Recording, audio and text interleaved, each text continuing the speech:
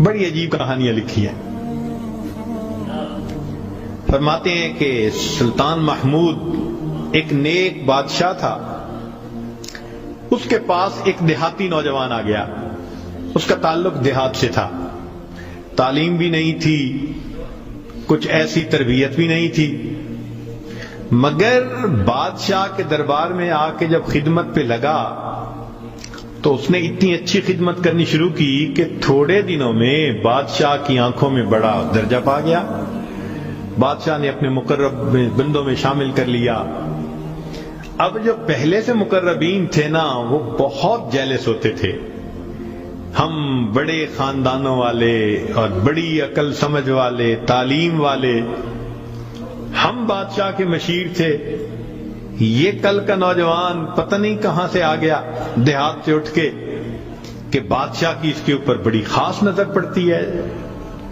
چنانچہ انہوں نے پروگرام بنایا کہ ہم بادشاہ سے موقع ملنے پہ بات کریں گے. انہوں نے بات کی کہ بادشاہ سلامت, جو محبت کی نظر اس کی طرف اٹھتی ہے وہ ہمارے اوپر نہیں اٹھتی. حسب میں ہم اچھے, نسب میں ہم اچھے, مال میں ہم اچھے, عقل میں ہم اچھے, لیکن محبت کی نظر اس کو جو مل گئی وہ ہمیں نہیں مل رہی. تو بادشاہ نے کہا کہ اچھا, میں کسی موقع پہ اس کا جواب دوں گا. اب بادشاہ نے کیا کیا کہ ایک پھل منگوایا جو بہت کڑوا تھا. کاشیں بنوائیں اور کاشیں ان سب لوگوں میں تقسیم کر دیں جو اعتراض کرنے والے تھے, اور ایاز بھی وہیں بیٹھا تھا. تو جس جس کو وہ کاش ملی اس نے منہ میں ڈالا, تھو تھو. بادشاہ سلامت بڑا بہت کڑوا, توبہ توبہ بہت کڑوا. سب نے اپنے منہ سے وہ پھل نکال دیا اور کہا کہ بادشاہ سلامت یہ بہت کڑوا ہے. تو بادشاہ نے جب ایاز کو دیکھا تو وہ مزے سے کھا رہا تھا. تو بادشاہ نے اس سے پوچھا کہ ایاز, یہ کاش میٹھی ہے جو اتنے مزے سے کھا رہے ہو؟ اس نے کہا بادشاہ سلامت ہے تو کڑوی, کھاتے کیوں جا رہے ہو؟ اس نے کہا بادشاہ سلامت میرے دل میں یہ بات آئی کہ جس بادشاہ کے ہاتھوں سے میں زندگی بھر میٹھی چیزیں لے کے کھاتا رہا, اگر آج مجھے کڑوی بھی مل گئی تو میں اس کو واپس کیسے کروں؟ عمر بھر میٹھی چیزیں لے کے کھاتا رہا, آج کڑوی بھی مل گئی تو واپس کیسے کروں؟ کاش کہ یہ چیز ہمارے اندر آ جاتی کہ جس پروردگار کی نعمتوں سے ساری زندگی ہم انجوائے کرتے رہتے ہیں, اگر کبھی کوئی اس کی طرف سے آزمائش کی گھڑی بھی آ جائے تو ہم پھر شکوہ کیوں کرتے ہیں؟ اب بادشاہ نے سوچا کہ بھائی یہ لوگ جو بہت اعتراض کرنے والے تھے نا, ان کے سامنے کوئی اور ایسا ہیلا کرنا چاہیے کہ ذرا ان کو بات سمجھ میں آ جائے. تو ایک دن بادشاہ آیا اور اس نے کہا کہ دیکھو بھائی, آج میں تم سب کی عقل کا امتحان لوں گا, تمہارا آئی کیو لیول دیکھوں گا کیا ہے, اور میں دیکھتا ہوں کہ کون اس میں پاس ہوتا ہے. اب جب بتا دیا تو سب بڑے محتاط ہو گئے. بادشاہ نے ایک موٹا سارا ہیرا دکھایا, دیکھو یہ کتنا قیمتی ہے, کتنا چمکدار ہے, اور ایک ہتھوڑا بھی ساتھ دیا, اور پہلے کو کہا کہ جی یہ ذرا ہیرا جو ہے توڑ کے دکھاؤ. اب وہ سمجھ رہا تھا کہ بادشاہ نے ہم سے امتحان لینا ہے ہماری سمجھداری کا. تو اس نے کہا بادشاہ سلامت یہ ہیرا تو بہت قیمتی ہے, اتنے کیرٹ کا, اور بالکل بے عیب ہے, کوئی فلاں نہیں, فلاں لیس ہے, لہذا اس کو تو نہیں توڑنا چاہیے. بادشاہ مسکرایا, کہنے لگا ہاں بہت اچھا. تو وہ سمجھا کہ بھائی میں نے بادشاہ کو کنونس کر دیا, چنانچہ دوسرے کو دیا, اس نے بھی اسی قسم کی لاجک, تیسرے کو دیا, اس نے بھی لاجک. جتنے اعتراض کرنے والے تھے سب کو ہیرا ہتھوڑا دیتے رہے, وہ یہی لاجک دیتے رہے اور معذرت کرتے رہے, حتیٰ کہ بادشاہ نے وہ ہیرا ایاز کے ہاتھ میں پکڑایا. جب ایاز کو کہا ایاز اسے توڑو, ایاز نے اس کو نیچے فرش پہ رکھا، دے کے مارا ہتھوڑا اور اس کے ٹکڑے ٹکڑے کر دیے۔ اب جب اتنے قیمتی ہیرے کے ٹکڑے ہو گئے تو وہ تو سارے خوش ہو گئے، آج اس کا گنوار پن کھلا، اس کی جہالت کھلی، بے وقوف، کیا پتا اس کو یہ کتنی قیمتی چیز تھی۔ تو وہ ایکسپیکٹ کرنے لگے کہ آج تو بادشاہ اس کو دھکا دے دے گا دربار سے۔ تو جب ہیرے کے ٹکڑے ہو گئے تو بادشاہ نے اس کی طرف دیکھ کے کہا، ایاز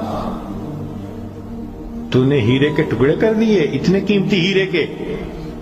تو ایاز نے آگے سے سمپل سا آنسر دیا کہ بادشاہ سلامت، آپ نے مجھے حکم دیا تھا ہیرے کو توڑ دو۔